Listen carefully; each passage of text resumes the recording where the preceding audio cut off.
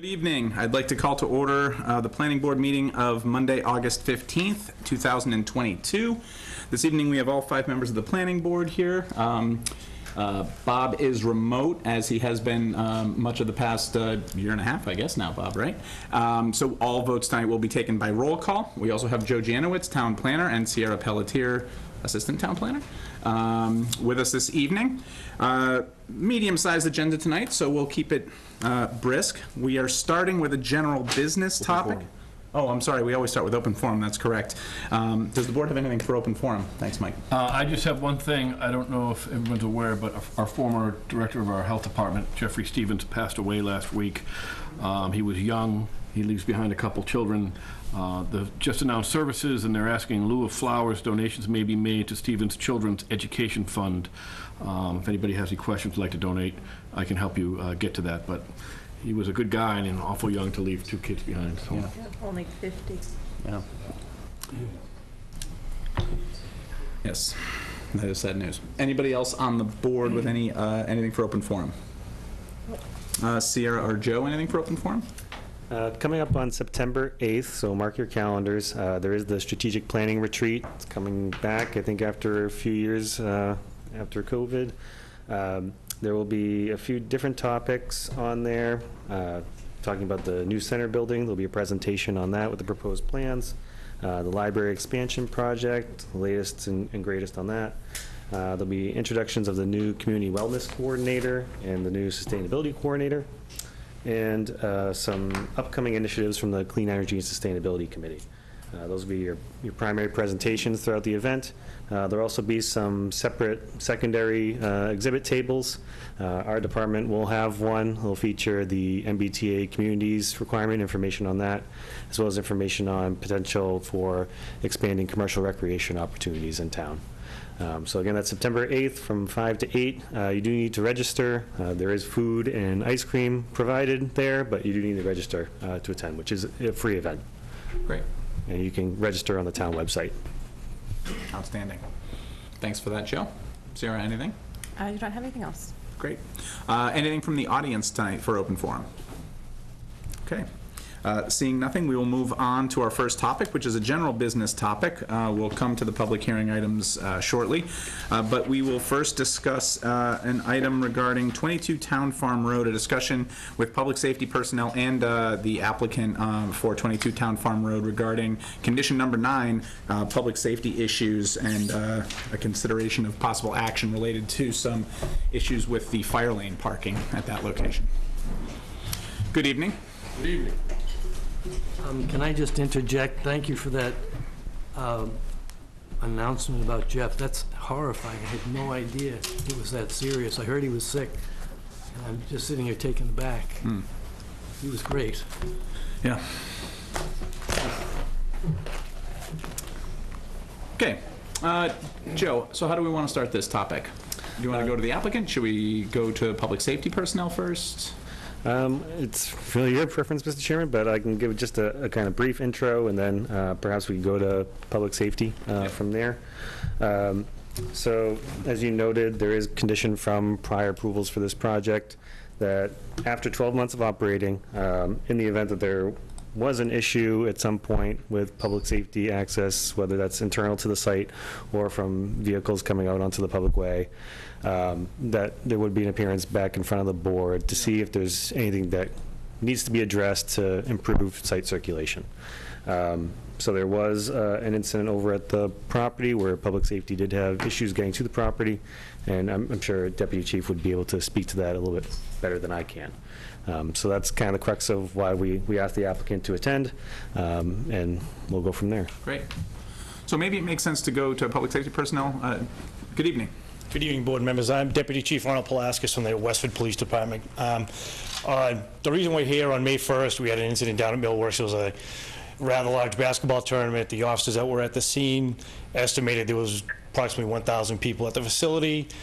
During the late afternoon, there was an incident where a firearm was brandished down there, causing a mass exodus from the facility. And subsequent call to 911, where the police department and fire department did have to respond down to the facility. Upon the officers arriving at the facility, there was vehicles parked on both sides of the access driveway. You know, the driveway is narrow as it is, but there was vehicles parked on both sides of the driveway, which only allowed for one lane in and one lane out. I mean, just one lane in or out. So there's really, and the officers had difficulty responding to the facility. There was cars coming out, they were coming in, had their lights activated. Cars weren't yielding to them. They had to park further away from the facility. And from the estimates from the officers that were there is, fortunately, it wasn't an incident where the fire department, there was no injuries, the fire department did not have to treat anybody there, but it was in their estimation that if they did have to get to the facility, they would not have been able to get there because, you know, our Ford Explorers are much smaller than the ambulance and the fire trucks. The ambulance or the fire trucks would not have been able to access the facility because of the parking on both sides of the driveway. Yeah. Okay. Once were they able to get into the main parking deck, or were they not able to clear that initial driveway? Do you know?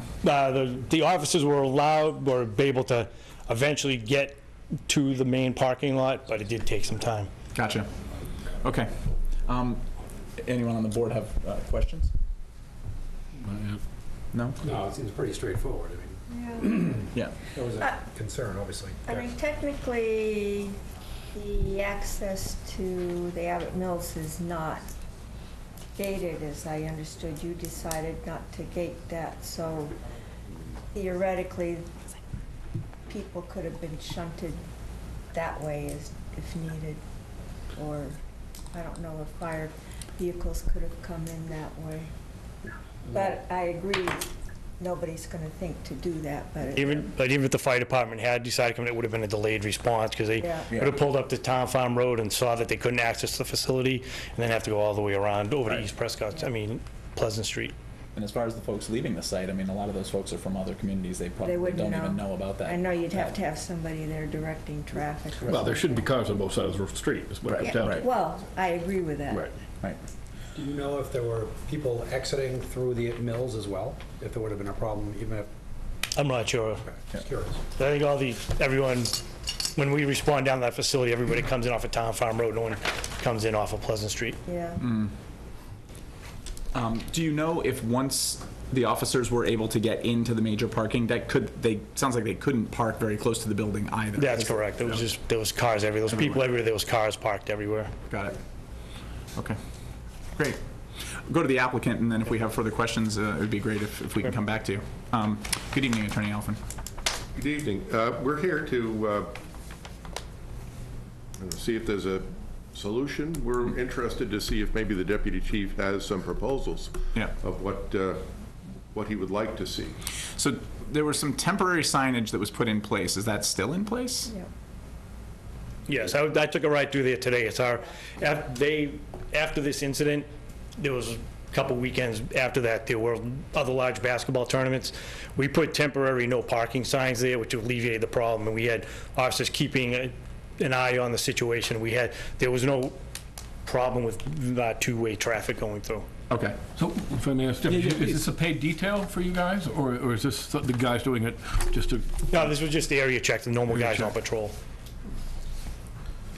Do we know, is there a capacity limit for the building? For fire or any, do we know that? You mean in terms of the Amount of people fire-rated you can have in capacities? the building? We've never come close to that. I'm trying to remember, because we've had several public hearings on this, and the traffic has always been the issue, and I know parking on that entrance driveway has always been a consideration. How I think we explicitly said no parking on there. And I'm looking at the plans, and I also drove there before the meeting, and there are some spaces here. Oops. I caused them to disappear, right? So I was surprised there were spaces here, because I remember when we were having our hearings, I remember there was going to be some space can't remember if it was here or maybe it was down there, if somebody else remember, where there's gonna be temporary parking for buses when there was a big tournament and buses were coming in. Am I making this No, up? I do remember the bus. I thought that it was further down in the site, though. Because I remember it we discussed it somewhere up in that area, sorry, but it can't be up there now because of those parking spaces. So I guess it's a fair question. Are there further measures that that your officers have or that you have regarding the site? I mean, I know we've put some temporary signage in place. We obviously one option would be to make that more permanent. But are there additional things that you think that the site would require for it to be safer for public safety officials to get to the site if there was another emergency? Our recommendation is just to put permanent no parking signs on the northern edge of the driveway. The southern edge, there's kind of grass area where people can get off, but the north, if you put the no parking signs on the northern edge, all the way from the town farm entrance, all the way to where there's actually no parking, like you said, there's no parking signs out there now, where the driveway kind of widens out, you put those there, and then there's also a driveway off to the right, you put them like in the head of that driveway, and I think if you put permanent signs there, that'll alleviate the problem. Yep. Okay. And we just ask that they be within guidelines of the manual uniform traffic control devices. Can I just get some clarification on what you said? Are you saying in here you're talking about? Right. Here? No. Further up to the entrance. Further up that. In the actual On Town Farm Road. Well, I got no parking up there, but, So basically that first lot right above your hand gate. okay. up Yeah, so to we'd like to have the opening to that posted as no parking, and then have like where there are the no parking signs, the temporary ones that we have there now, because the driveway is still narrow, but at some point it does widen out where we can do away with the no parking signs further in the facility. I did have a question about the spaces immediately in front of the entrance, because I know there's handicap parking there, but I don't know if you want to show these photos that you guys took today, but is there an issue with that parking area there because of pedestrian safety, and does that need to be reconsidered? These photos are from today, just by the way, for context. These photos are from this afternoon. Yeah, so, I mean, you can see on here. Sorry, let me try to get it a little bit better. Okay. Okay. So even though there's an area that's supposed to be designated crosswalk, designated fire lane, cars are still circling through. There are some cones there that are doing their job for preventing cars from overhanging and parking in the crosswalk area for pedestrians walking through the parking lot. But they don't go all the way to the entrance, and that allows enough space for vehicles to circle through, and cars are taking advantage of that. I think, at one point, I think the fire department was kind of looking for their ability to be able to circle around if and when they have to go to the facility and have to be able to turn around as opposed to backing out. But right now, the way it's set up, any ordinary vehicle picking up, dropping off people are circling through, and they're driving right through the fire lane, right through the crosswalk area. Well, it's not unlawful to drive through a fire lane, right? No, you can't stop and wait, pick up people though. Correct. No, Correct. that's right. So And there are other instances where along the property, people were parking in a fire lane when they were doing their pickup and drop well, off. you're not supposed to do that. Correct, yeah. But yes, you can drive through, but parking there is a problem. Well, I'm just wondering if those parking spaces should be reserved for drop-off, pickup only, short-term parking, and not for when you go in, except other than the handicap ones, and maybe some kind of marking on the pavement to let them know that they have to back out, arrows or something that let them know, don't back out the way you came in or something. Well, I think it's human nature for moms and dads to try to bring their kid as close as possible, because when they're going to a sporting event, you don't want them to have to walk too far in order to get I know, to the floor. shocking. So it's not it's not a shock that people are using the drop-off, and probably it's just that if they are misusing it by parking in the fire lane or in the crosswalk, that is the problem, right? Right, if they're parking on the crosswalk or the fire lane, yeah. So there's an example of one vehicle that was parked in an area that was designated fire lane. I know, and it's not like there aren't a lot of parking spaces. They just don't want to, Another one there. they just don't want to walk the extra 50 yards. And there was plenty of parking available on the site today, even though there was a clinic going on. But people were still parking in the fire lanes. And that's one next to a sign. Yeah. And it's supposed to be in yellow, right? Isn't a fire lane supposed to be marked in yellow? That is the requirement. Yeah. So I think It's that supposed would to be. yellow. That might make We'll it see stand the out white more. lines. It's like it doesn't. It looks like a doesn't parking resonate. space, right? Yeah, so I think if it's yellow, like it's supposed to be by code, I think that's gonna. And this Then we one can fix our here people. is actually covered with a lot of grit, sand and stuff, so you don't, The fire lane? the fire lane markings. For the record, that's not my truck. But I think, you know, there are no parking signs and fire lane signs, you know, Right adjacent right to there. it. So that's the concern, is they're parking on top of the striping and immediately in front of no parking signs. Yep. So, Yeah. So, in terms of the color of the striping, I'm not positive that that is necessarily a standard. If condition of approval was, we would stripe it per the requirements of the Westford Fire Department fire lane requirements. Right. And we did that, and they signed off on it. If there was a color issue, I would hope that they would have had brought that to our attention. And the memo they have here today in the packet, it says, from the fire department, says, pavement shall be marked using yellow lines no less than 4 inches wide, so. So that's a discussion we need to have with them, because Yeah, we coordinated with them in order to get it paved. All the deputy chief is here. Maybe any other comments or suggestions as regard to those vehicles which are parked next to a no parking sign and a fire lane sign in the middle of a crosswalk? What can the property owner do about that? The property owner could be proactive on it and have, you know, if they have some of their workers out there, they could either call the police station, or they could have workers go out and just say, hey, you know, you're not supposed to be parked here, it's illegally parked, you should move into a legal parking spot.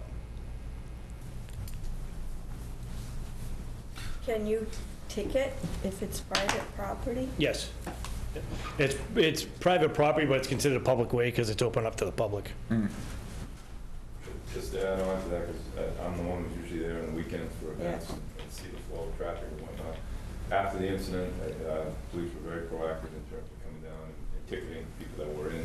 We also have people for our events to be outside and tell where they can go. And if people are idling in a fire lane, I go out myself, or some of my staff goes out, and we try to be as proactive as possible. I thought it cut down a lot when all the officers ticketed. I think one weekend they gave out like 40, 50 tickets. And we had the same groups coming every weekend, so they stopped. Yeah. You know, parking in those areas. So Yeah. it wasn't that we weren't proactive, or that the police weren't proactive. This morning we took pictures. There was a drop off for a clinic. People might have been idling there for a few minutes. It's not like, and there were 300 open spots. It's not like they didn't have a choice. Whether it was striped yellow, white, blue, green, they chose to park there. Yep. So. I guess, Attorney Alphen, is your client willing to put in the signs as recommended by the deputy chief? I think we want to find out what all of your recommendations are, and then we want to go back. We want to see what we can do. I think that we also need to have a discussion again with the fire department about how they view all of this. And then I think we need to come back and make a proposal to the board. Are there other things you think we should be doing? If This is Bob. Can I ask, what is the maximum fine we could assess with a ticket? Off the top of my head, I do not know. It's been a long time since I wrote a parking ticket, so. I can get that information for you, though. $250? Don Parsons said $250. I don't know if that means for Could all we add that to parking. the sign, some of the signs that failure to observe the no parking is subject to a fine up to $250? Seemed to make sense. I mean, I've seen signage that does indicate what the fee might be if you were assessed a ticket. So, I mean, they must make them. Darren, I'm sorry, you were halfway through a thought. No, it's fine. So my thought is, that's fine if the applicant wants to come back, maybe have a follow-up discussion with, safety. But I would definitely want to keep the temporary signs there until there's a permanent solution. So I think that, at least in the short term, we've got to keep no parking on that. I just don't, they're paper signs. I don't know much longer they're gonna last with the weather, and the fall's gonna come up, the rain season, the windy season, who knows how long they're gonna last there. Right. So- Well, I was gonna say, I mean, I'm open to this line of conversation that we're having, but with all due respect, Attorney Alphen, like, we heard for quite it took a very long time for us to get where we have gotten with the parking at 22 Town Farm Road, so this cannot be a prolonged process. And to directly comment on, we have to see what's possible. In my experience, almost anything is possible if there's a will and funds. So I would say that we should be able to get signage that's appropriate. If striping in yellow is more clear and it's what the fire department wants, it shouldn't be on us to figure that out. You should have that conversation proactively with the fire department or your client. Figure out if yellow is the preferred color. We should stripe it in yellow. We should put in the signage, and we should, I don't know how we're going to enforce this, but there should be something where we're having large events where we have a comfort level that the site is being actively monitored by the millworks staff. Because look, I mean, A certain amount of people, then they're required to pay for a detail. Yeah, exactly. exactly. I need to make a comment about the process. What you just said implies that we have been tardy in doing our work and not paying close attention to the requirements. And in fact, I have to say it's the opposite. When this process began, I made it my personal business to reach detailed agreement with the fire department, especially given the transition between Danny Britko and Mike. That was raising some questions because there were likely to be some policy changes at the fire department level when that occurred. So I met with Don Parsons and we reached agreement on everything, and it was distributed to the board. And then subsequent to that, that was changed without my knowledge, and I was told that the board didn't like it and we were given no opportunity to comment.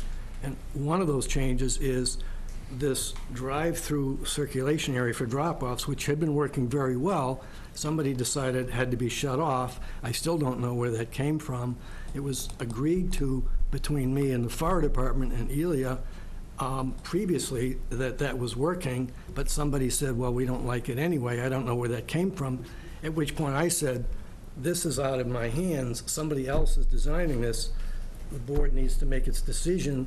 I don't like what's coming because I think it's unenforceable, and I think it's a chaotic arrangement that people drive in and they just sort of ignore it because there's striping everywhere, and it doesn't really make any sense to a driver who's trying to negotiate and drop their children off, when what was built originally by Courier worked actually quite well. So there's something that's happened in the process where I have just said, I don't know what to do with this because we don't have control over it. And I was told when I said, we can't enforce this chaotic mess of park here, don't park there. And I was told that the town would take care of that, and they had fining authority of $250, and I didn't have to worry about it. And I just said, I don't know how this is going to play out. But every single time a fire department truck has come into the facility, they have been able to do it, despite the fact that we've been working for 3 years, and we've had dozens and dozens of tournaments, and quite a few visits for health emergencies for kids, a broken shoulder, or an injury, whatever. We've never had, I think, any sort of a, I don't want to say a fatality, what's the word for a real serious injury that was aggravated by any of these issues we're talking about. So I'm confused as to how to sort this thing out. I don't know what the process is. If that can be resolved and we have a role in it, we would be more than happy to offer our suggestions. We're not powerless. We're not interested in having this be a mess. We want it to work smoothly. It's who we are. It's what we represent. This is Westford. And I don't want anything to do with a crazy mess. You were down there this evening? Yeah. Is the signage at the entryway what you would call permanent signage? I haven't been down there in a little while. No, in fact, I'm wondering if some of the signs had disappeared because On the narrow entry part, I only saw two no parking signs. They're falling all over the place. Yeah, And they add to the confusion because. But Mr. Yule, the point is this: we had a conversation with you when we did our first site walk about entry signage, something to actually display your facility and present it to people who are driving by. Well, that's and there isn't it. What's that? There's a permanent sign. Yeah, there's a new now. one. There is one Yeah, now? you Yeah. put one in. Yeah. Okay, great. But When did that go in? Part of it is the big granite blocks on one side that Courier put Yep. in Yeah. have been hard to find a new home for. Yep. And we're still working on that. And the throat of that is too wide. It really should have been narrowed. But with everything else going on, I didn't dare even consider talking about that. I think the point is, we had a lot of conversations when we were hearing your application, and we talked specifically about the parking deck. And yes, I would say, presumably it worked fine for Courier, which was a paper and book distribution distributor. And we had a lot of conversations that the traffic circulation needs of a sports and, recreation facility is quite likely radically different than that of a 9 to 5 office, even running 2 or 3 shifts where workers come in at one time and leave at one time. They're not dropping off kids. They don't have the traffic dynamics that the site now has. I think we belabored that during the application process. It is a different kettle of fish. It Yes, is. you're right. And So- we've always expected to be handling that. I'm just trying to point out to you that we kind of got thrown a curve and given a design that we didn't think was manageable, and now you're saying it's not manageable, and I'm saying, well, duh, what do I do? The other point I want to make is that the parking along the north side of that road was specific, the no parking ban was specifically removed by us and the fire department, because the fire department agreed that there was no need to restrict that. That roadway is 30 feet wide. People keep saying it's narrow. That's as wide as a commercial roadway.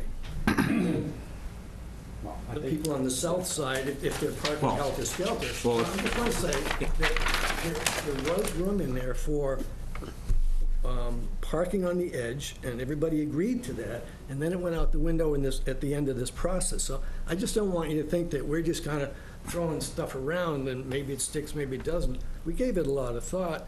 We were overruled, and now we're trying to figure out what to do about it. We're not going to defend all of this because we didn't create it and we didn't like it, and it makes it harder for the towns to come in and do their thing. It sounds as though the issue isn't normal operating conditions. The issue is when you have large crowds. And I don't know remember if we talked about that or not, that the need to have people there maybe the solution is that you have to have people there directing traffic when you're going to have a lot of people there. And we do. And it sounds as though something happened this time, that they didn't direct people well enough or something. Well, what we're hearing is that both sides of that entryway had people parking on both sides to the extent that only a single lane of traffic was Yeah. able to get in or out of the site. Yeah, I'm not going to comment on that one. well, I think it's, Save that for another time. well, the curveball that was thrown was there was a big event, that had a ton of parking there, and the emergency access was restricted. And that's the curveball. So we have a professional here from the police department that's giving a recommendation that says, we're confident that if there's no parking on the north side of that driveway, then that shouldn't be a problem going forward. So I think it's a pretty easy explanation. Yep. And I think it needs, And keep it available as needed in a dire situation on the south side, if well, you and have we a need to big bring it to tournament. resolution before there's bad weather, when this temporary signage could blow away or Yeah. be. When's our next meeting, Joe? September 19th. 15th? 19th. 19, we had to move it. Oh, it's the 19th. Sorry, my bad. Oh, no, that's the wrong one. It was October. October. Yeah, for a special town meeting. One thing I'd like to add, just because Sure. I was there during Yeah. the incident, first off, the police handled it excellent. They were right there within a minute or two and handled the situation. Out of a worst-case scenario, which it was, everyone evacuated. I was talking before with the officer within a minute. Yep. I mean, from the exits that we had, I was evacuating people as soon as it happened. Everyone was out safely. They came in, they did their job. No one got hurt. Out of the worst scenario, it was a perfect resolution to it. Was there, I didn't see the parking, I was looking inside, so I didn't see that part of it in terms of if it was a bottleneck or not. So I wasn't, you know, and we do have people in front directing parking as an event. It was, not questioning, but it was one of the last 2 hours of the event on Sunday, a weekend event. It might have bottled up off of there, no question. Does it happen throughout the whole weekend? No, but during that time, 100%. Yeah, you know, but I'm just saying, we did handle the situation. People were able to get through, maybe not as quickly as possible, but for me, it was a best case scenario in terms of, if everyone talks about when we had the building inspector and the fire department about the exits and all this type of stuff and people getting out safely. And I thought we did that, everyone, ourselves, the police, the fire, did it, you know, at a pretty high level, which what we all want everyone to exit safely and have a great experience in that building. Things do happen, accidents happen, and I thought it was handled by everyone very well. So just to show the, you know, how the building operates during a high level event, and how everyone else, safety and fire. You know. No, I think that's great, that everybody was able to exit the facility safely, that's great. But obviously there was a problem with emergency access getting in, and that's what we're trying to address. Yep. And I don't think we're trying to micromanage. I mean, we're not trying to, I think we're basically saying what was agreed upon and shown on the plan with respect to no parking signs and fire lanes and such needs to stay the way it is. If fire and the police have no issues with that, with the area in front of the entrance, then fine, I have no issue with that. If there's no problem with turning, or, you know, people using the fire lane to exit and such, but the main issue is keeping the lanes open sufficiently for emergency vehicles, and maybe training your staff better or something, or I don't know. I know people hate spending money, but do you need to hire a detail for the really large events? And that's not our problem, that's your problem, for you to work out with somebody else. I mean, that's not a planning board issue. Okay. Yeah, and I would say too that it's not it's clearly laid out in the order of conditions that, you know, if there's an incident, it's public safety is required, and they have a complaint, then it has to be addressed, and that's what we're doing tonight. So, right. Except we're here. Right. We're here, notwithstanding that provision expired a couple of years ago. We're here. good. So, We said we would always talk. I don't know about the detail of that one clause, which no longer applies. We would be here if that clause didn't exist, because we want to get along, we want things to work. I think you folks know me by now. I don't fight towns. If my work is not something the town likes, I'm gone.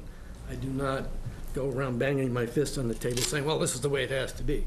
It should be, I think, an obvious consensus that everybody agrees to in order for complex projects to work well.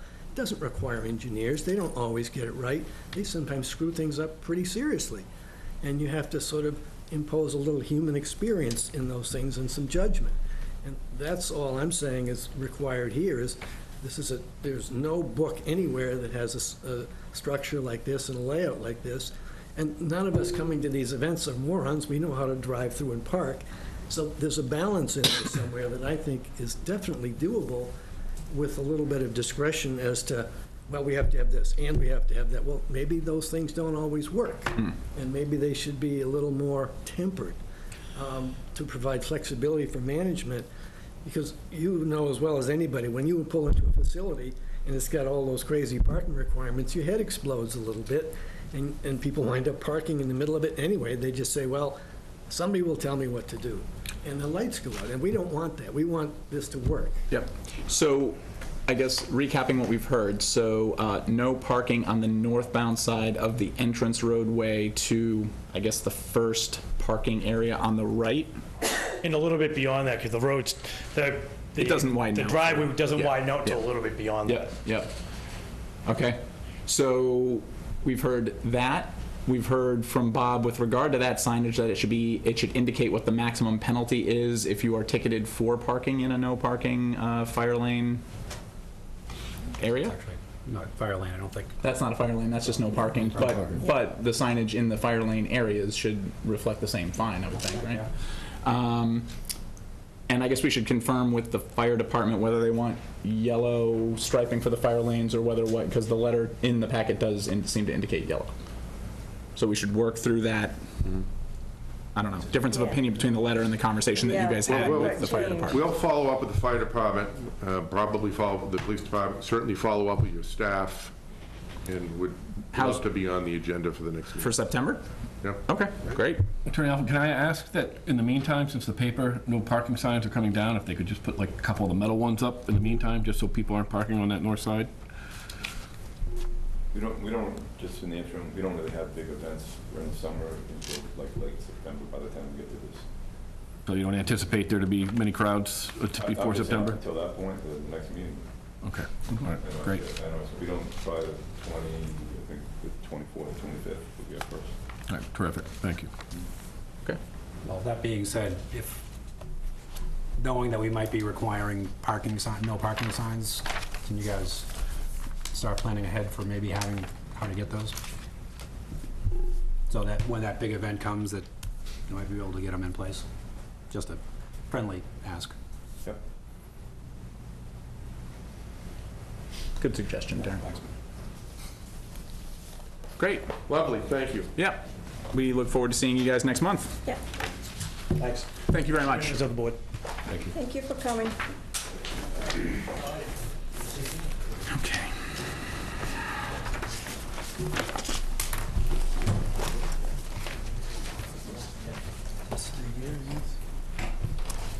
Okay. Now we're moving on to our public hearing topics. First public hearing topic is PB 2201.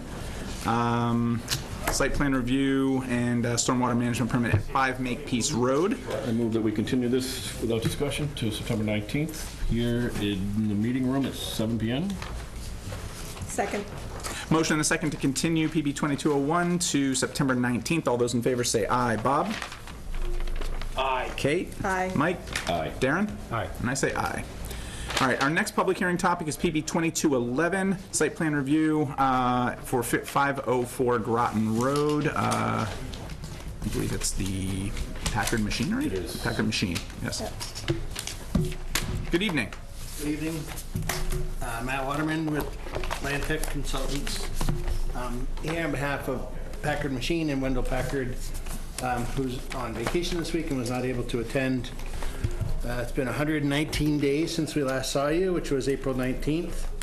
We've had a couple continuances, and then summer hit, and we're here tonight. So we've been working, and just to refresh, this is at the intersection of Oak Hill Road and Groton Road, Route 40, right where the brand new lights are, the Oak Hill Road intersection near the gas station. It's on the northeast corner. We're here tonight for site plan review. It's a 2,030 square foot addition to the back left corner of the building to the existing warehouse. We're also here for a special permit requesting a reduction in the parking requirement for that building addition. And then we're also here tonight for a special permit for a WARPOD, or Water Resource Protection Overlay District, to render more than 15% impervious. The existing is 52%.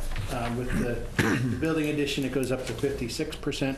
And then we'll get into the discussion of the reduced parking, but the total impervious could go up to as high as 63%.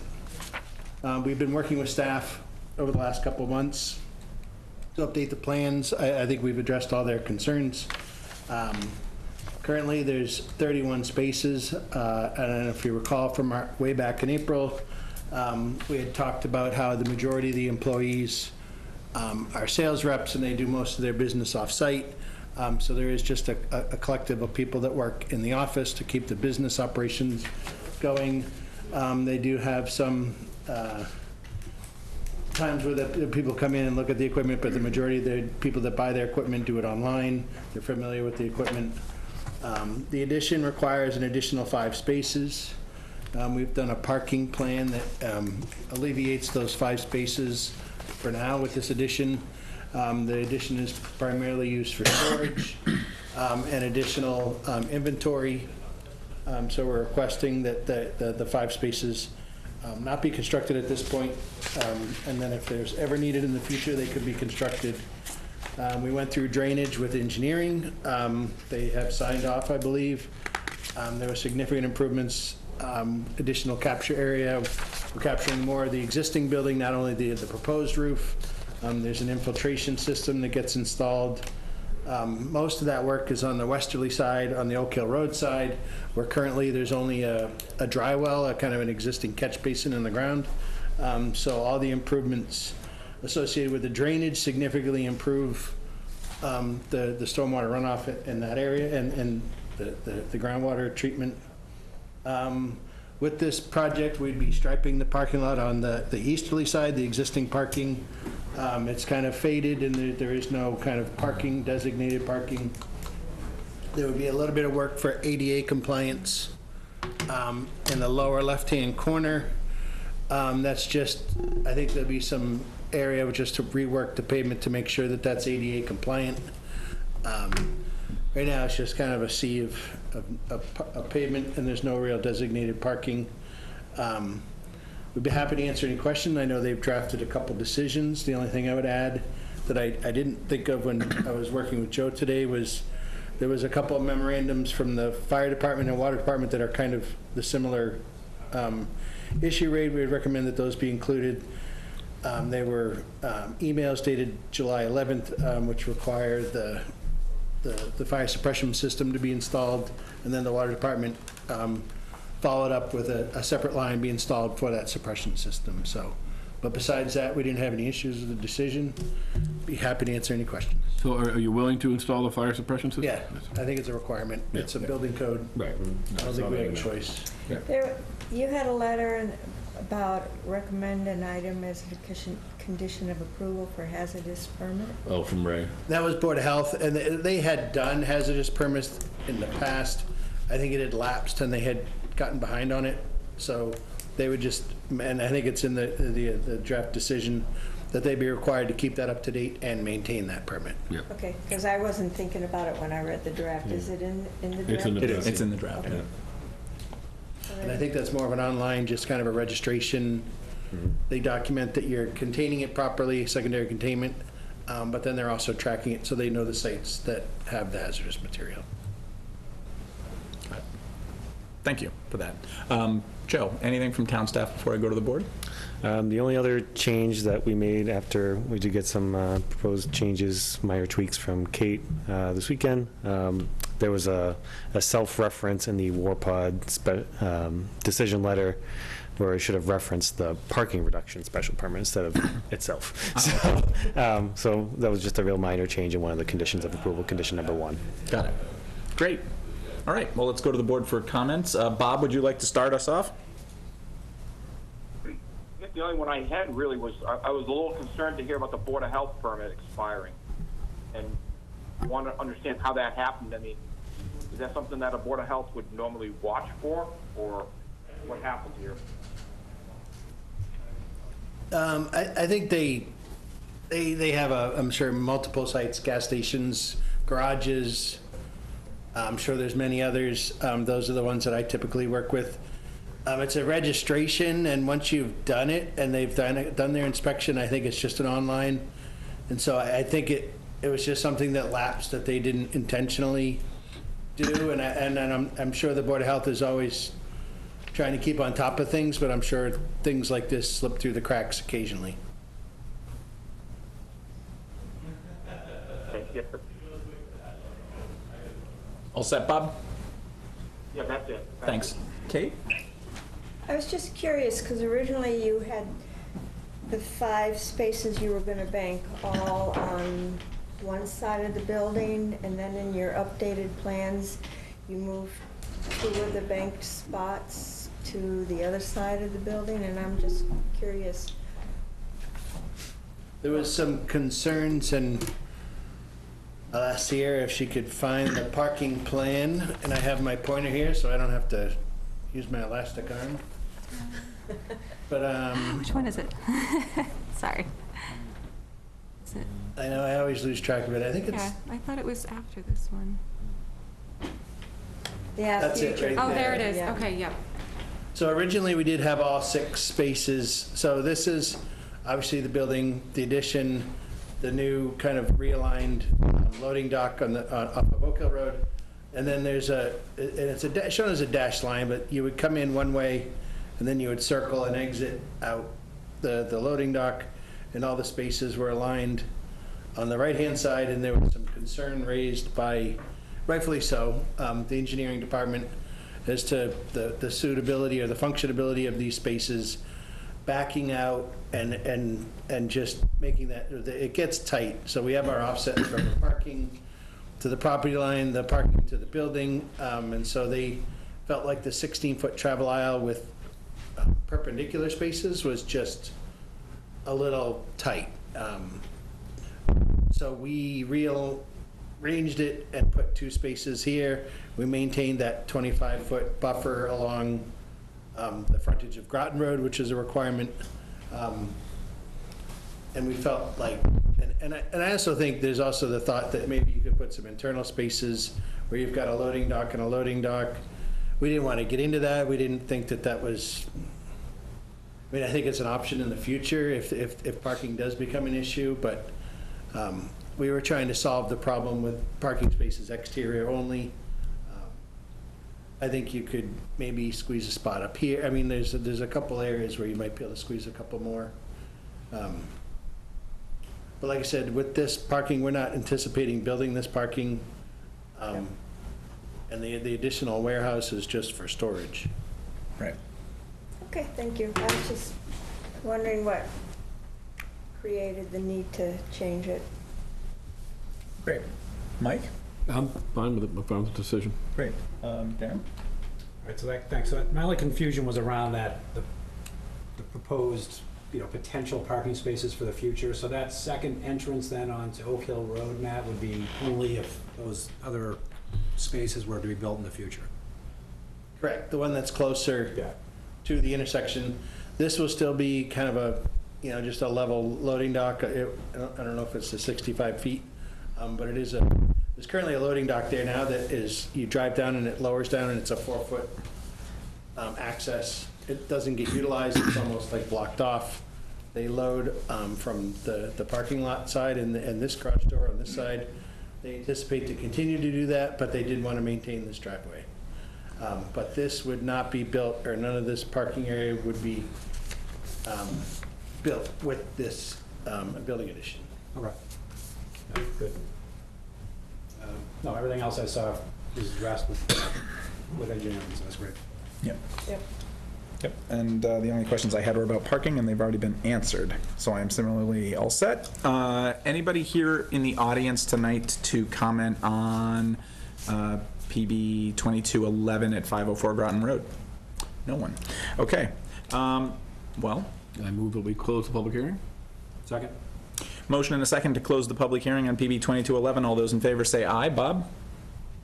Aye. Kate? Aye. Mike? Aye. Darren? Aye. I say aye. Okay. Is there a motion? We have to do them individually. Can we do them all as one? I can never remember. It would be beneficial to do them individually. Yeah, we just don't have to do the individual items within, right? Right. All right, so I move that we vote to approve PB 2211 site plan review for 504 Groton Road. Second. Motion and a second to approve site plan review for PB 2211. All those in favor say aye. Bob? Aye. Kate? Aye. Mike? Aye. Darren? Aye. I say aye.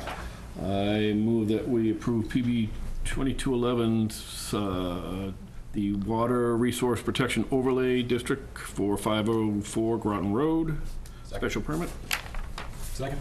Motion and a second for the special permit for the war pod for PB 2211. All those in favor say aye. Bob? Aye. Kate? Aye. Mike? Aye. Darren? Aye. And I say aye. I move that we approve PB 2211 special permit parking reduction for 504 Groton Road. Second. Motion and a second to approve the site plan review, parking reduction, the special permit for parking reduction at 504 Groton Road, PB 2211. All those in favor say aye. Bob? Aye. Kate? Aye. Mike? Aye. Darren? Aye. I say aye. Thank you very much. Thank you. Thank you. Good luck with the project. Nice, thank you. Okay. With that, we've come to the end of the public hearing items for this evening. We're on to, we will resume general business that we started at the top of the meeting with item B, which is PB 2219, an A&R for 34 and 36 Groton Road. Good evening. Good evening. Colleen Hayes here for Mr. Legacy. Great. I don't know if you have any questions for me. They're just dividing up the two lots and... Yeah. So maybe go to Joe? Sure. The two lots are currently in common ownership. You can see yellow, we marked up to try to make it a little more clear on the plan. Yellow is the existing, and then there's two small changes. The area identified as X1, that's in the like bluish turquoise color. Like the cross-hatched area? Yes, that would be going with the new lot X. That has the existing home, and that would actually help in a few accessory structures get more in compliance with setback requirements. And then right towards the bottom, where you have an existing garage, outbuilding, whatever you want to call it, there's a small red triangle that helps create better access to Groton Road for that new Hammerhead lot. Mm. And you're also removing a lot line between Correct. lots. Yep. And that's what helps create that So Hammerhead lot. Is it the road behind it, though? Is there access off that? So is it necessarily a hammerhead lot? This one, It's a stone wall, I believe. I But think there's you can- frontage, right? There's frontage. Right, so, yeah. I mean, if as long as it sets the requirements, it's an A&R. That's it, right? So, Yeah. Yes, it meets the requirements of frontage and access. Yeah. Yep. And the R factor and all that stuff. Yeah. yeah, so, I'm good. Yeah, so I mean, I guess, yeah, we'll go quickly through the board. Bob, any comments on, what is this, PB 2219? None. Kate? None. Mike? None. Darren? Nope. I'm good as well. Do you need a motion? Yeah, I lost my form, what's the PB? 2219. I move that we vote to approve PB 2219 A&R for, what number? 34 and 36. 34 and 36 Groton Road. Motion and a second to approve PB 2219. All those in favor say aye. Bob? Aye. Kate? Aye. Mike? Aye. Darren? Aye. And I say aye. Thank you very much. Easy enough. Thanks. Thank you for sitting through all the other Yeah, discussions. thank you. Okay, our next general business topic, item C, is PB 1707, a request for an extension of time to complete the installation of portions of the proposed water system for the Spalding Hill Estates. Good evening. Good evening, members of the board. For the record, Attorney Melissa Robbins from the law firm of Farrell and Robbins. With me is Dave Guthrie of Archstone Builders. Good evening. We are asking for an extension of special permit condition number 5. There are a few items in that special permit condition A through C are done. D is partially done, which is the changing of St. Augustine Way. You already approved that modification. There is a plan that says it needs to be endorsed, but we're working through that with staff. Maybe that'll be coming before you soon. But the last one is the most important and something we can't get done right now, which is the proposed water line extension. Not only are we not ready to do the phasing plan yet, but the town engineering staff has agreed that this is also not the time to start opening up a road in 8 weeks. So we're asking for a 1-year extension of this condition so that we can get that work done. And we will be back before the board very shortly with our first phasing plan. Hopefully we'll get a shovel in the ground sometime this year. Great, thanks. Joe, documentation in the packet says that Public Works and engineering has no issues. Correct. Yep. They agree. It's not a great time to be doing it in terms of the amount of time it'll take. November 15th, we'll be here before we know it. So Yep. Yep. probably makes sense to push it off until next spring and then and get it done there. Makes sense to me. Okay, we'll go to the board, see if anybody has comments. Bob, any comments on PB 1707, the extension? No. Okay. I think Water Department had mentioned you're having trouble getting supplies or something. Is that going to? I think it's really two, Dave Guthrie applicant, it's twofold. One, this was approved, I think, with the expiration of the appeals period in 2020. Yeah. We just acquired it in May of this year. So, you know, we're building St. Paul and St. James right now. Yeah, we're struggling for pipe, quite honestly. We have the pipe in the water, in the ground for St. Paul, and we're hoping to get delivery to St. James in a couple of weeks. We certainly can't find it out for Dunstable Road, but we'll get it. We talked to DPW, they're open to the concept of you know, getting it done in next year, which we will. Okay. Great, thanks. Mike? No, it's just nice that an applicant's proactive coming before us, Yeah, instead of being exactly. called before us. So. Yeah. Darren? No questions, good. Yeah, and I agree. Straightforward motion? I move that we extend the time to complete the installation of portions of the proposed water system for the project identified in condition 5 of the Spalding, is it Spalding Hill special permit? Yep. PB 1707 for 1 year to September 23rd, 2023. Second. Motion and a second on the item general business topic C to approve an extension of time by 1 year to September 23rd, 2023 for condition 5. All those in favor say aye. Bob? Aye. Kate? Aye. Mike? Aye. Darren? Aye. I say aye. Good Thank luck. you very much. Thanks. Good night. Yeah. Okay. Brings us to our last general business topic, item D, discussion regarding planning board decisions. So Kate, I'll I'll turn the do floor to you. this, yeah. I've noticed that I've been on the board since 2010, and I've noticed that there's been changes to the way our process for doing decisions over the years. And to me, these decisions, it's a contract between us and the applicants, and I want to treat it that way and not dumb them down.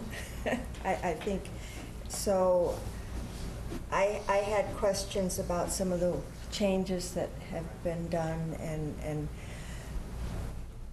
are they legal, or is it just a matter of the board deciding this is the way we're going to do things? So for comparison, I looked at the Conservation Commission and the ZBA, the Board of Appeals here in Westford, to see how they handle their decisions, you know, the reviewing the drafts and voting and such. So I think it'd be nice to get some feedback from the rest of the board. Do you like the way we're doing it, or should we change it to something else? So the first thing that got me, well, it's not the first thing, but the one that I think is most critical was because staff was short-staffed and overworked for a while, they had asked us if we would be okay with voting on decisions without actually seeing the draft. Right. And that really bothered me, because we have requirements from the state. They're actually codified in their rules and regs as to what needs to be in our decisions and stuff. So I think we really should review all of those elements that are required to be in the decision. So I looked at what does the Conservation Commission do, and their orders are a little different, because they're like a boilerplate. They don't have to have findings and show that they meet standards. Well, they do, but. Sorry, point of correction, they do. They do? Yes. Okay, but it always, but it's a different kind of a form. It seems, at least what I've seen, it's more of a boilerplate form. Yeah, that like the gets first filled 10 out. pages are kind of that state form, and then final several pages of the special conditions that Yeah. the office writes that, I mean, in conjunction with Right. the Conservation So they Commission. have Yes, there are general findings and conditions there, Yeah, too. so their general conditions in the front part of it are pretty standardized, and so what they get is in their packets, they get just the site-specific conditions that they review, and they review them during the meeting. And the ZBA is more like us, because they do findings and such, and they tend to close the public hearing, I think, and then review their decisions, or do they leave it open, or does it? Yeah, they actually tend to not review their decisions. They tend to close the public hearing and Just vote, and vote, just yeah. have staff do it. So, but the main thing is, do we as a board, should we have a policy that the draft decision has to be available for both us and the applicant to review before we vote on it? And if staff is having a problem, well, we just have to delay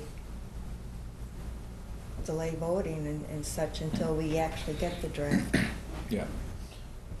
Well, if I may, Kate, I thought you brought up a bunch of things great things that I never even thought of before, but I always haven't been here as long as you have.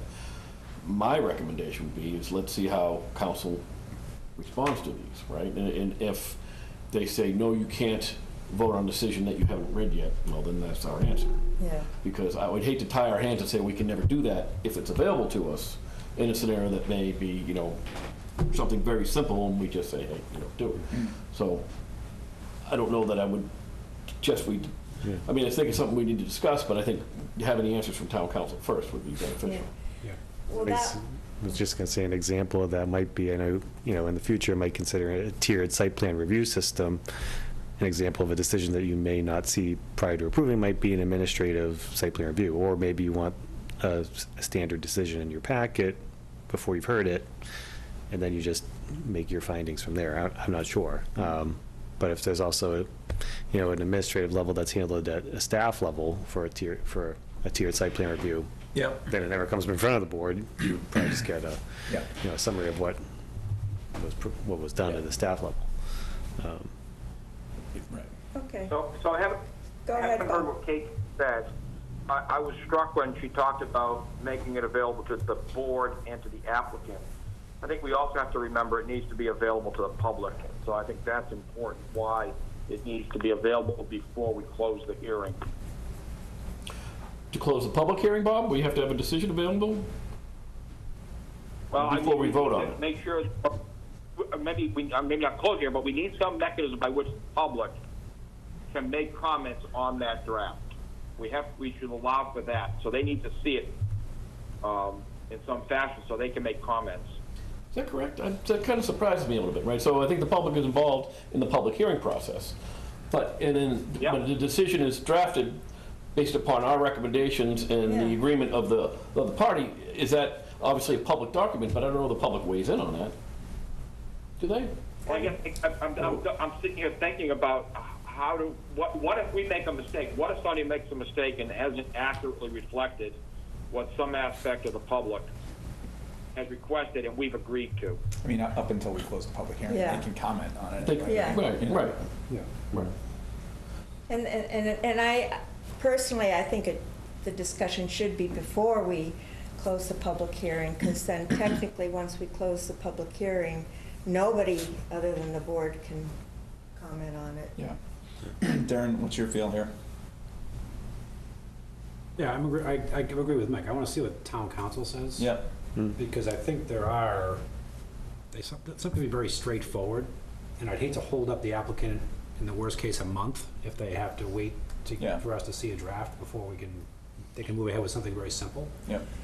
Obviously one of these complex projects, we're going to want to see the draft. So I want to see what they have to say, and then some of that could be solved with a tiered solution too. So, good, well written here, Kate, because that makes me think too. Like, sometimes we'll close the public hearing and and then kind of wait and vote. But I think be curious to see what town council says, because I think there's a couple levels here about that site plan review, or I should say decision review. And are there any other, if there's any other questions about process or decisions that any other board members have, we could include that in the list as well, so that way, you know, town council I think get back since to you it. surfaced this, so I agree. I think I am interested in what town council says about the legality or not of that. Even if he comes back and says, no, you can take action and then have a decision after the fact, I think in general, it benefits everybody involved, us, the applicant, and the public, if we have a draft decision prior to closing and taking a vote on these. I think we've tried to do that, Kate. I mean, you kind of surfaced this, I think, in comments during one of our meetings 3 or 4 months ago, maybe? That I didn't want to close Yeah. it until we got the Yeah. draft, yeah. And I think since then, what we've been, I think we've sort of ad hoc been trying to do, Joe, is sort of be proactive and say, hey, why don't we get a decision put together for the next packet so that we can get you guys working on it ahead, you know, roughly in time. It worked tonight with, you know, what we saw at 504 Groton Road, right? Like, that's the right way to do it. We had all the draft decisions.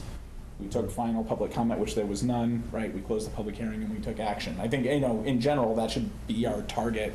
Even if town council says we have the ability to do it differently, where it might benefit. Oh, I agree. We shouldn't be the norm. I would hate to chop our hands off and say we can never do it. No, if I it's agree. legal. I think too, though, we see a lot of different, you know, I think a lot of times we're always trying to act with this urgency on behalf of the applicant, which is great, right? But sometimes we also know we take action and then nothing happens for 4 months, right? So it's like, sometimes I think we put a lot more stock in what a 1 month delay or I mean, And if it's during the winter, it's really 2 weeks. What's a 2 week delay to the applicant? I think if we get a sense that it would be time impactful to delay them, then we could certainly take the action. But if we're like, look, you're going to wait 2 weeks, then we're going to do this the right way, I think we can be, you know. And we can always call a special session and just, you know. Yeah, I suppose that's true. We could do one of those ad hocs. But that also ties into my other thing, because this is like a legal contract with them, and it does get recorded at the registry. Yep. And we used to always require at least 3 signatures on it. And I appreciate it. It became difficult because of people's schedules to get all the signatures in time. So I looked, what do the other boards do? So the Conservation Commission,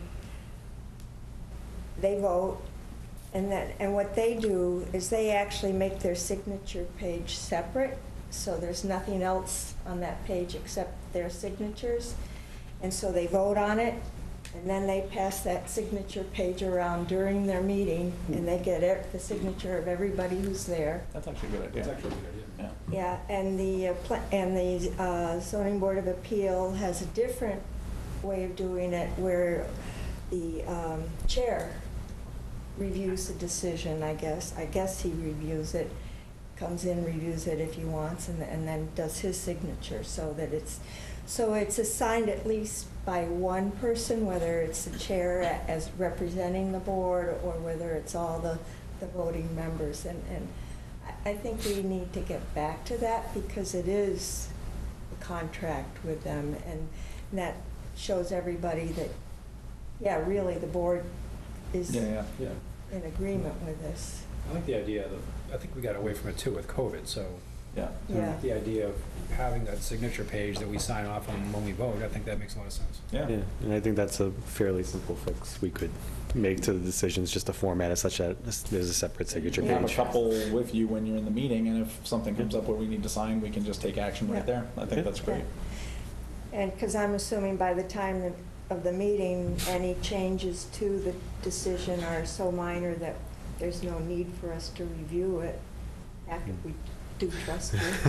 That's essentially, you know, how it does work with conservation, so I'm glad that you brought that up, because they do see the special conditions. It's in their packet. The rest of the form is standard. You know, it's just a matter of filling in names and addresses and that kind of thing. But, you know, any changes that are made at that meeting, they still go around and sign the signature page, and they're just very, very clear about any changes that they want, and then we do that back at the office, and then just, you know, attach the signature page to it, because they have voted on those amendments being made that were specifically discussed. So it's pretty, you know, kind of a safe way to do it. So if you guys wanted to do something similar to that, where you get the draft decision, separate signature page, and then if we have to make any tweaks to the decision, you're just very clear about it at the meeting. You know exactly what we're going to be changing, so no surprises, and then you've already signed it. So. Yeah. Thoughts? So. I signed my name about 1 million times a day. You guys It's not really scribble that big of a deal. anyway. I mean, for legal documents, right, so if somebody says they voted it, it's fine, but if the board wants to do that, I'm not opposed to it, you know. I just think there should be at least one signature, however we do it. Yep. So, It's easy. but anyway, so really, yeah, so I don't know, I guess it sounds as though the board would kind of like to, Yeah, I'd like to. Yeah, so Get we some- get some feedback from town council. Yep. I think we could make a small tweak to our kind of standard decision as we Yeah. have to have a separate signature page. Yep. And I think it sounds like everybody's generally in agreement that we should be asking for draft decisions maybe a little earlier so that it's not something where we sort of fall off sync and make the applicant wait 2 to 4 weeks for, you Yeah. know, the closing of their public hearing item. Yeah. and you can just, when you send this to town council, you can just say the board, this was their discussion and their draft consensus. Yeah. Then maybe there's special consideration at some point down the line if we have a tiered site plan review system for Yeah. the lowest tier or I mean, something. that makes sense, so like, Yep. if it's administrative, why do we have to Yeah. Yeah. sign on it and such? Yeah. Okay, well, thank you for Great. listening, and Yeah. Thank you for writing it up. All right. That brings us to the end of the general business topics. We have a review of minutes, and we have the minutes from August 1st, 2022. Is there a motion to approve the planning board minutes from August 1st, 2022? So moved. Second. Second. Motion and a second to approve the minutes. Any discussion? Fine to me. I had on page 2, line, I guess it would be line 59. It was me, it was a discussion about my concern that because they're saying that the maintenance on the infiltration trenches should be done every 6 months or after every significant storm. I didn't think that the homeowners would do it. And so Robbins did say that there would be a required maintenance, but I wanted to add in after that, at the end of that paragraph, that Hollister asked that the engineer check if there is an alternative that requires less frequent maintenance. Because I just want that on the record, that if something better could help out the poor homeowners. Anything else? No, that was it. Bob, anything on the minutes? Nope. Okay. There's a motion and a second to approve these minutes. All those in favor say aye. Bob? Aye. Kate? Oh, wait a minute, I did have one thing, sorry. Hold that vote, Bob. Line 131, 132, this was for the auxiliary units, and I know we had a big discussion about exterior. And I don't know I was just wondering if we should replace exterior with external. Would that solve my problem with, well, exterior could include windows and stuff, whereas external is anything outside of the existing house? Did we discuss that during the discussion, Kate? I know Yeah, this is a minutes discussion. We did. I don't know that I necessarily proposed external rather than exterior, but that's, I know we expressed concerns, but I guess I want the minutes to reflect how we discussed it. yeah. I suppose I mean, when it now- comes to us for the formal public hearing, I can make the change then. I feel like, were you commenting on that? About not wanting to necessarily have the need for a plot plan? Somebody was commenting on that. Yeah, not the need for the certified plot plan to have a, Right. you know, if they're not Doing there's no something. question that we're Right. not making anything new outside, there shouldn't be. Right. Right. Yeah, or moving or relocating Yeah. something or Right. whatever, Okay. yeah. Right. I think there was a discussion about that. I mean, There I was, guess- but I just, but the discussion was, how do you write it so that it excludes things you do to the Well, I think- existing building? Like, Didn't we talk about if there's not a change that would not be reflected on the original plot plan? yeah, On the original plot plan, you wouldn't change if you changed the siding or put a window in. Right. yeah. But if you added a shed or, you know. Yeah, or changed your parking or something. Driveway or Yeah, something. or you change expanded the your plot. porch, or, yeah, yeah, Yeah, yeah. okay. Anyway, all righty, Bob, I retract my thing, then I'll hold off until we do the public hearing. Okay. So we'll resume our vote already in progress? Yes. So Bob was an aye. Kate? Aye. Mike? Aye. Darren? Aye. And I say aye. Okay, those minutes are approved. And that brings us to our final topic, which is correspondence reports and updates, which there were none in the packet. All right. Motion to adjourn. Second. Motion second to adjourn. All those in favor say aye. Bob? Aye. Kate? Aye. Mike? Aye. Darren? Aye. And I say aye. Have a good evening, everyone.